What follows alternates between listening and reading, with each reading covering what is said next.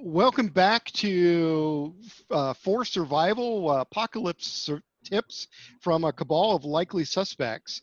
In one of our previous snippets, we talked about skills, barter, and trade goods, and we got to talking about clothing and the like, which sort of leads us into the next topic, which is okay, you've survived the immediate fall of civilization in your mountain stronghold, and we're all converging together and decided, hey, look, there's this abandoned town down there. We should go scavenging for supplies. So what are we looking for, and what are the possible problems we might run into as we're scavenging? Well, depending on where you live, and this becomes a regional issue, other people is a problem. Okay, we'll set aside the issue of other people for right now. Okay. Honestly, again, it still goes back to being regional. I live in the middle of nowhere. It's a lot harder for me to go find, there's some things that it'd be very hard to find. Clothing. There's not a lot of clothing stores by me. That's not a good ways off.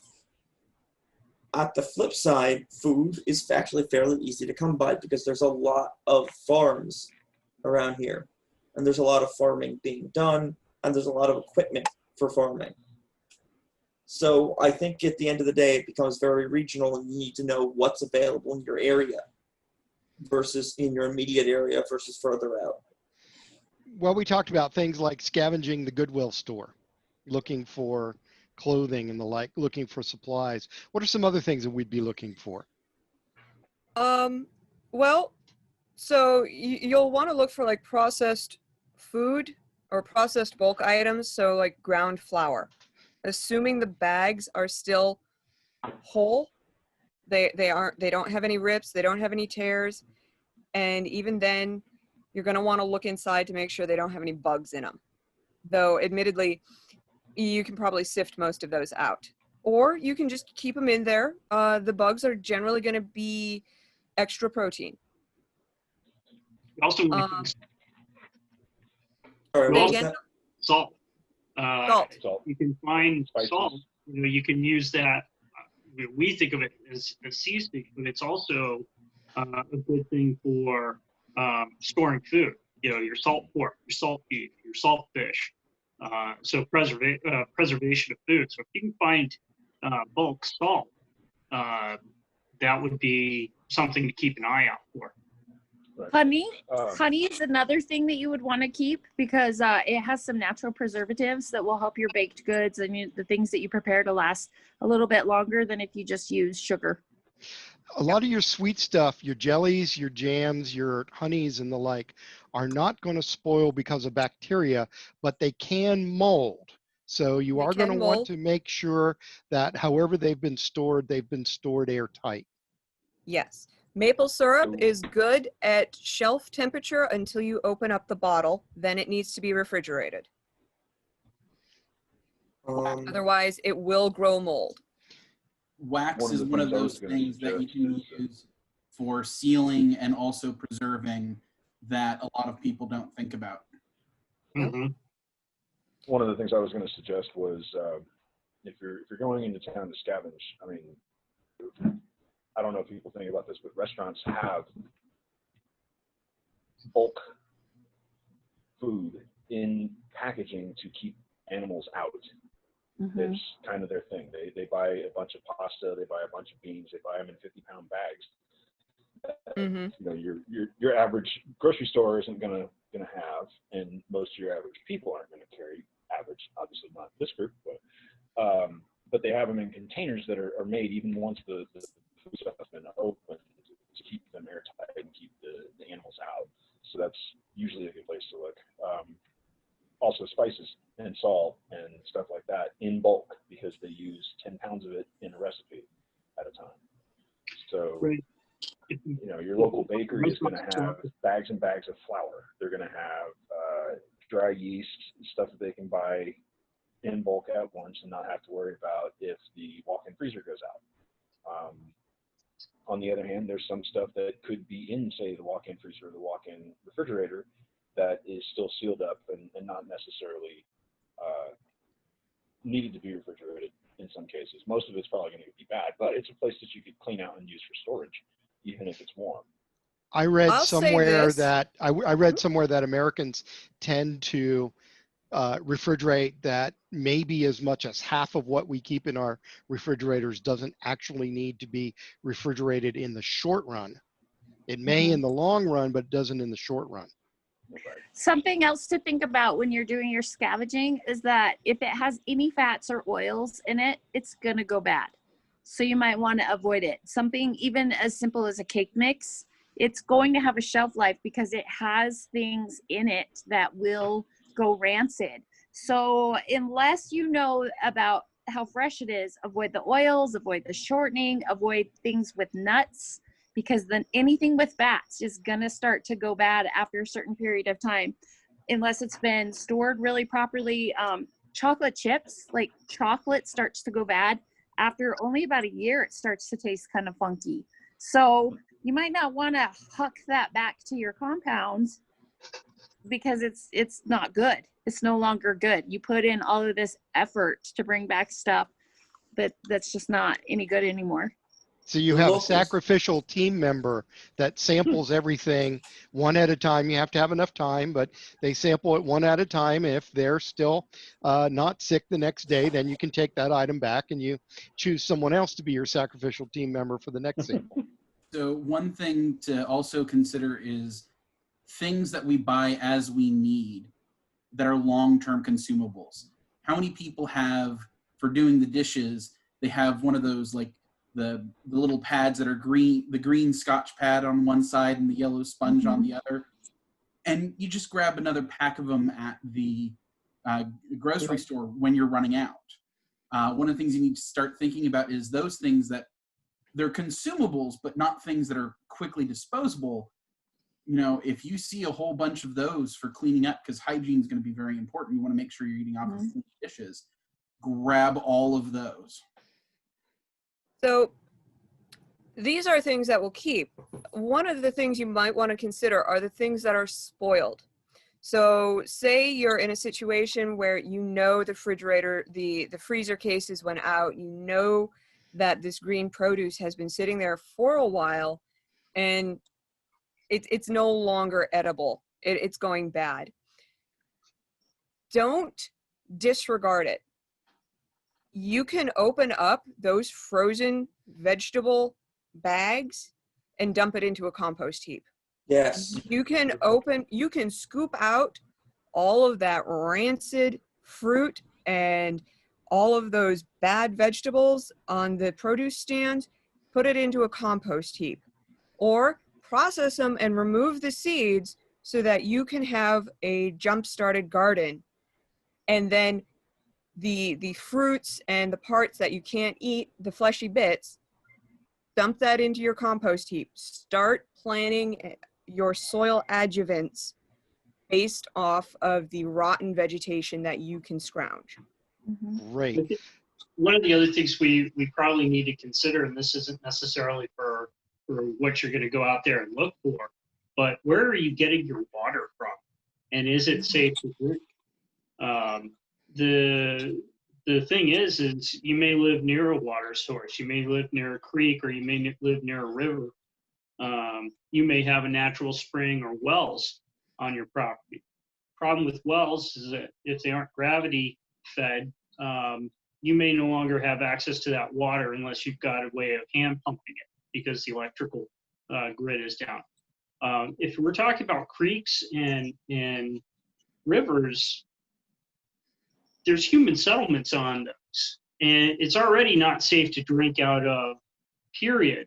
But you don't know what's in that water, particularly if you're downriver of a large city.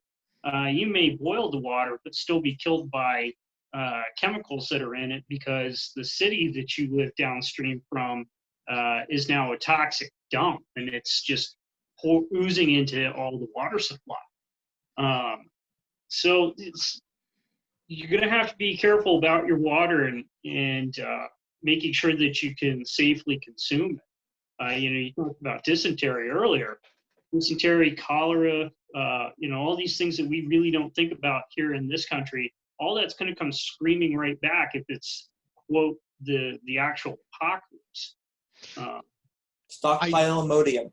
So I actually want to jump on that and have Smitty chime in here as well. So you've hit the mother lode. You found a tavern that somebody abandoned early on, and there's still beer on tap. May not be cold anymore, but there's still beer and there's still all of that alcohol sitting on the shelf. How safe is it? The hard liquor should be fine. The beer, the wine, it really depends. Wine is very temperature dependent. If it's sealed up and bottled, it should be good. I mean, 6 months out, years out. You find bottles of wine that have been aged and vinted and in the bottle for 20 something, 30 something years, and they're, several $100, several $1,000s worth of wine in there. And as long as they were stored properly, it should be fine. You're talking about a real climate where you have a lot of heat fluctuation. For example, where I live, it's about 100 degrees during the day. If the AC was not a thing and you had bottles of wine in a bar that's been sitting there in 100-degree heat every day cooking, it's probably not going to be good as it was before. It's not going to kill you. It may taste like vinegar, but it's not going to kill you. And it might be safer to drink than the water, to be completely honest. Wine is usually pasteurized, if I remember correctly. Beer, on the other hand, it really depends on where it's from. Keg beer is generally not pasteurized if it's from the United States. We say it has a shelf life of 50 days once it's been kegged. But it still has a lot of times active yeast and stuff like that inside there. And it might not be palatable, but there shouldn't be anything that'll kill you. Don't drink out of the taps themselves. Anything that's tapped in can be considered compromised. Again, there's probably nothing that's going to kill you, but it may make you sick simply because it tastes bad. I don't think anybody's ever died after drinking a beer that's been sitting around for 6 months. I was actually wondering about beer as a potential source for your baking yeasts. Now, in that way, maybe. Again, it depends on whether or not it's pasteurized. Anything coming from overseas has been pasteurized to make the voyage. So in general, those kegs should be good even to drink, a long time out. Your domestic stuff, your Budweisers, etc., if they haven't been pasteurized, then yeah, they'll probably still have some active sediment in it. But if you're looking to get something to make bread or get the active yeast out of, I would go for anything that was bottle conditioned. So your Belgian ales, anything with your craft beers generally will still have some sort of sediment. In fact, I had a local brewer had to recall some cans that they had put out because of the ingredients, the adjuncts, and everything else that what we call adjuncts. In this case, was a very high sugar adjunct. It was marshmallow and graham cracker and chocolate, and it reacted with the live yeast in the cans. And there were multiple people around town that had minor explosions in their kitchen, including myself, as I pulled it out of the pantry to put into the fridge. Pulled it off the 4-pack ring holder, and the top of the can just blew off. And I spent about an hour cleaning Imperial Stout off my kitchen and trying to keep the dog away from it. So we actually did have a source of yeast there. We did have a very active live source of yeast, apparently, because after a month in my pantry, it decided to go kablooey. All right. Go ahead. One of the things that I thought about that we haven't brought up that you would probably want to bring back if you were out scavenging, something that you don't think about that kind of goes along with the green scrubbies. What about tools? And what about, I would think that you would want to bring back every box of nails that you could find. Because as we're going along, you're going to have to make repairs. You're going to have to change things up in your environment to secure your facilities and to create a safer environment for whoever comes to your mountain hideaway. I think that stuff like that you would, you wouldn't initially think that would be something you'd want, but anything like that, anything like the sheet metal or pipes, the stuff that you're going to need to use to repair the things that you're using fairly regularly. One of the things, you're actually one of the great sources would be your local, depending where you live, your local high school. Because depending where you live, a lot of high schools have cut it for funding, but a lot of high schools still have shop class, automotive repair class. And hey, they've got not only all those tools, they've got books that can teach it to you because it's what they're teaching. And suddenly you've got books on on how to do carpentry, how to repair your car. I mean, they're not going to be the end-all be-all, but it can get you going. And they've got the tools that you can cart right out of there. That's great. And we're going to talk, I want to talk about what we're going to teach and what we need to learn in the apocalypse. Sandra, you want to jump in here before we close this segment out? I just wanted to say my thing that I'm picking up from everybody else is don't immediately go to the drugstores or the grocery stores to find your stuff. Use your imagination and look at all of these other places, the restaurants, the taverns, the schools, and things like that to find your stuff. That's an excellent point. All right, we're going to bring this segment to a close. We've got a few more coming, and so stay tuned for more For Survival snippets from the Dragon Con Apocalypse Rising Tracks virtual 2020 Dragon Con, and we will be back.